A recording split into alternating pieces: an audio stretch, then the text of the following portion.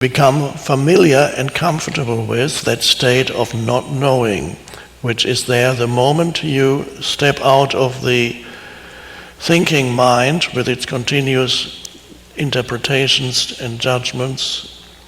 Then you are in a state of not knowing.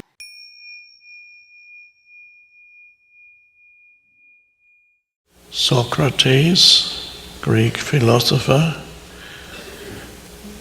who never wrote anything, he just talked.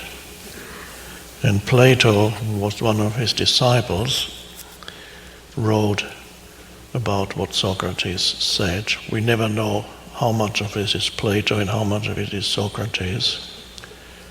But one certain thing's definitely Socrates, and one of his most famous sayings, of course, is,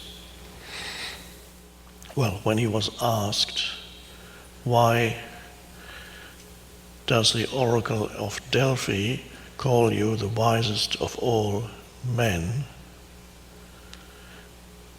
He said, the reason why I'm the wisest of all men is that I'm the only one who knows that he knows nothing.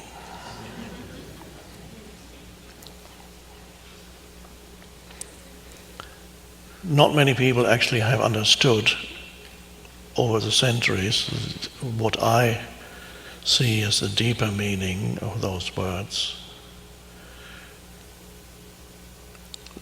Mostly it's interpreted as pretending not to know, feigning modesty, which is a disguised form of ego. It's like saying,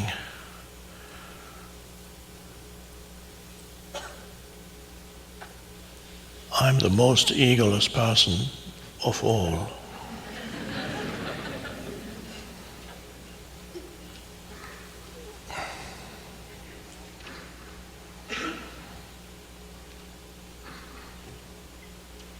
I'm the most egoless person of all. Nobody's more egoless than me, that's for sure.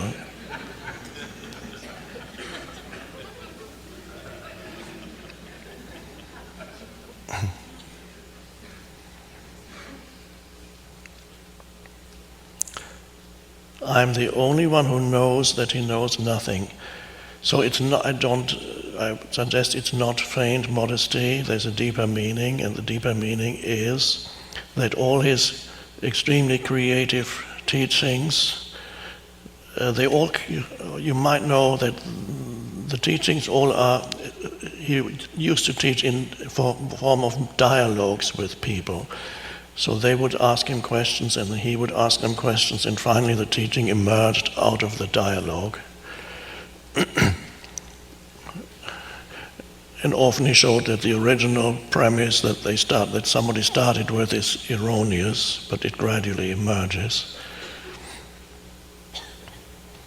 So I'm the only one who knows that he knows nothing means, as I see it, that he started every talk in stillness. He did not begin his teachings with accumulated knowledge in his mind, which he then regurgitated.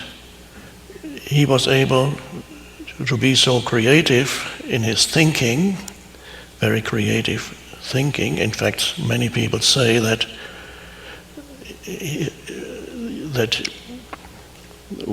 we learned, or Western civilization at least, learned how to think through the ancient Greek philosophers and especially Socrates. He taught us how to think. So he was able to think creatively, use of his mind. He had access to the creativity within him. And the only way you can do that is by not starting from knowledge, but starting from ignorance. Now, the ignorance, the way I use the term, is not the conventional meaning of ignorance.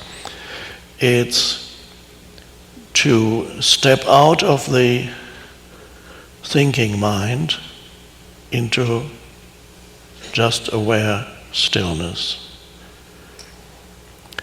And in that moment, you don't know anything. That's how I start every talk. It always starts with thoughtless awareness. In other words, I have no idea what I'm going to say. That's another way of putting it. Thoughtless awareness sounds better, but the truth is, I have no idea what I'm going to say before I start. Occasionally, earlier I came in with a newspaper. Of course, I had some idea then. I was going to show you the newspaper and the article, so it does happen occasionally. And that is not only when you are about to give talks, that is the most vital state for you to become familiar and comfortable with, that state of not knowing, which is there the moment you step out of the thinking mind with its continuous interpretations and judgments.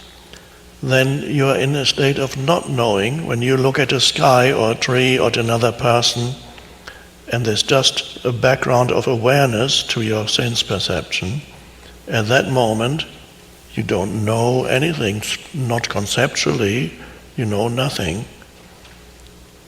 Because without thought, you don't know anything, there's no knowledge.